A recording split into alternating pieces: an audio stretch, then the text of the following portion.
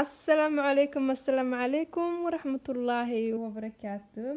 Isku soo noqo dambe oo xiiso leh. Asxaabay wayna salaamahayaa dhammaantiin. Waxaan rajaynayaa inaa caafimaad qabto sida aan caafimaad u qabo. Soo dhawow ayaan ku leeyahay. Haddii aad igu cusub tahay gacmo furan ku soo dhawow.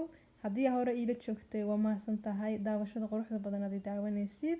Asxaabay maanta qado yar ayaan rabaa inaan ka soo tuuro. Sidaan ku soo tuuray sidaan u soo habeeyay. insha Allah la socod wanaagsan.